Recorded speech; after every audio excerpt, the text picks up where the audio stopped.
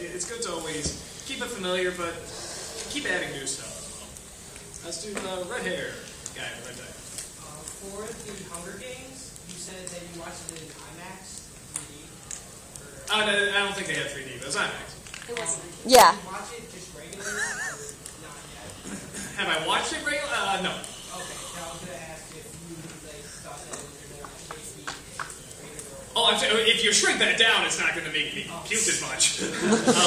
Yeah, I mean, the shaky cam, I saw it in a regular, and it didn't bother me anywhere near as much as it bothered him, so I think... Yeah, I felt that way about Batman Begins. Oh, no, I totally agree. Because I saw Batman Begins in IMAX, and I was like, I don't know what's going on.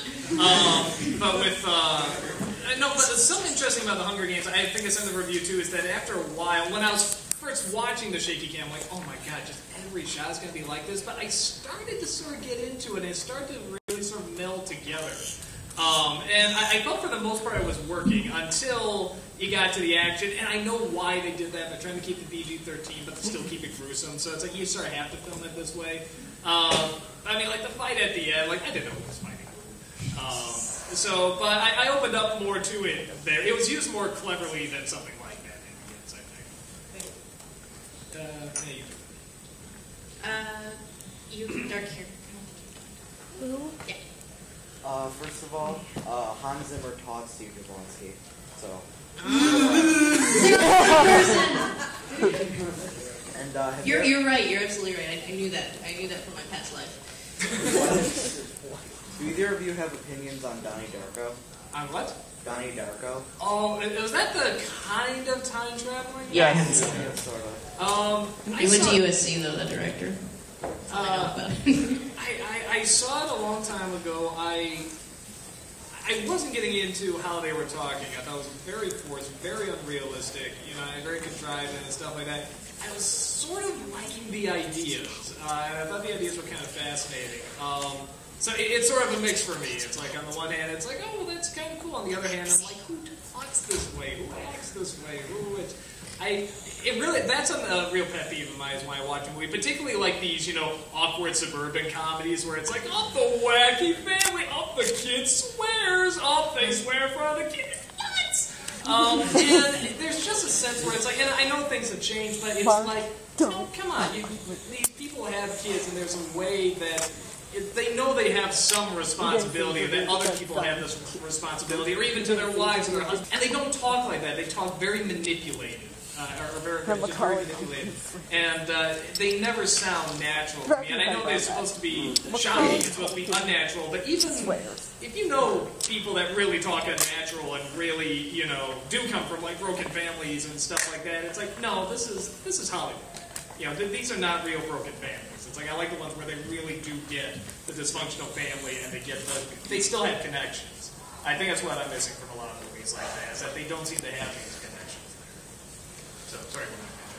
Harry Potter. Oh, you lost geek cred. I had geek cred? Can I give both of you a hug?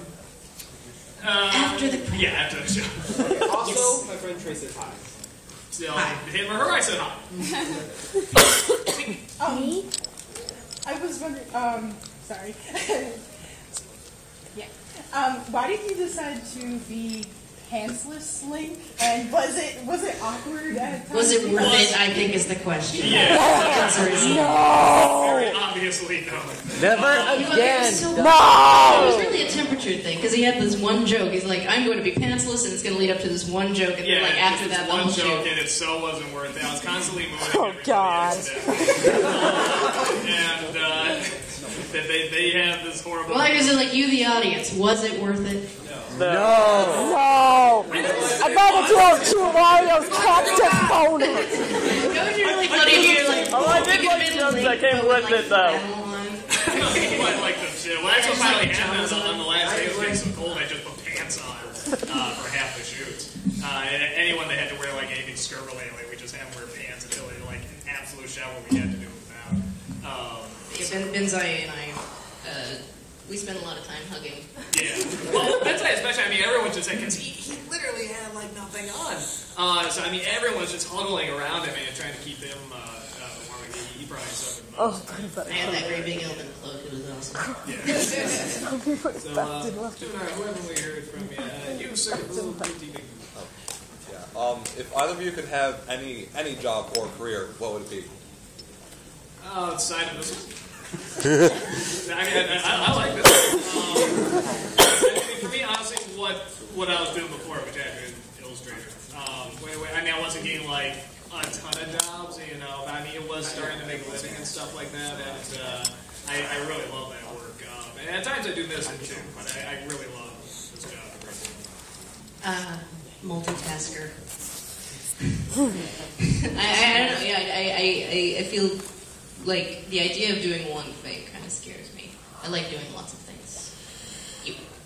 Okay, I'm legally obligated to ask this for both of you. If you could be any kind of tree, what tree would you be and why? Please do not take the tree for it.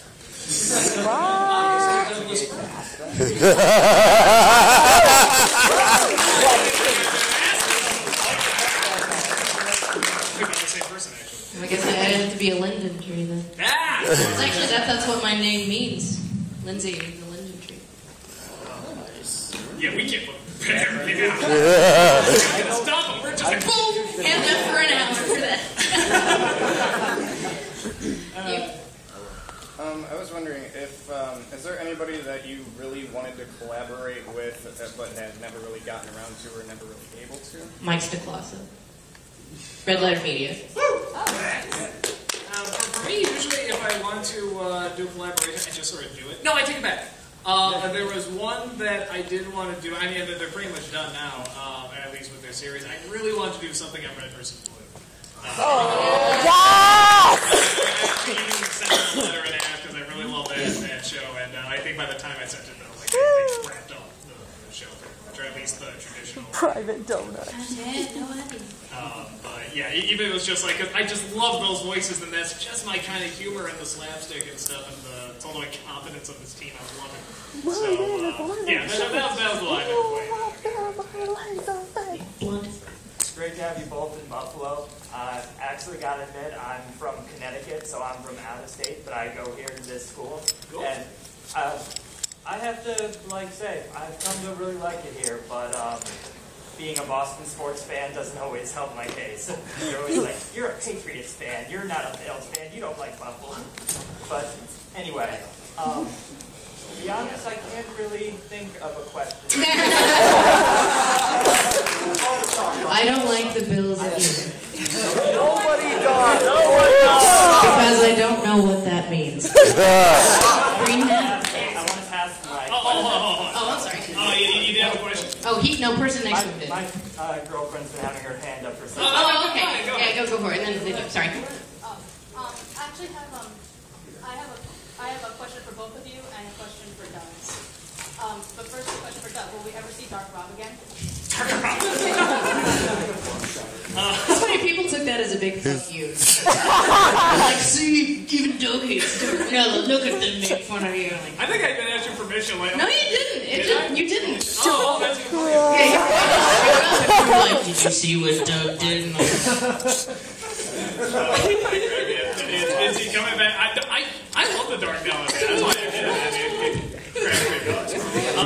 There's no plans. I can't see how I would bring it. I like to. I know. I think it's hilarious, but I can't see him in anything else. His natural personality is sort of Dark. Dark Rob would be like My Little Pony fan. No, there's no plans. Was there ever a moment in a TV show where you just sort of like said, "Okay, I'm done. Screw this." Like just like one moment in a TV show. A TV show? Yeah. Like, you mean like stop watching it, or just stop reviewing altogether? Like stop watching it. I did that with Gem, and that's speaking of reviews I don't like. I really don't like the Gem review because it was so like I only watched the first 5 episodes and like I can't do it anymore because I really hated it. But I really knew that there were a lot of just really big fans out there, so that one was really hard. And I ended up not Like was there like a specific moment though, like where like you just like you realized that the show like was declining in the so. Are you talking about like a show that we followed? Yeah, so like, even if it's like current or. Oh, you mean just in terms of watching? I didn't review it. Yeah, Fringe got kind of weird, but I'm sure I'll finish it one of these days. I was really in this prison break for a while, and that got pretty tough. And I think everybody.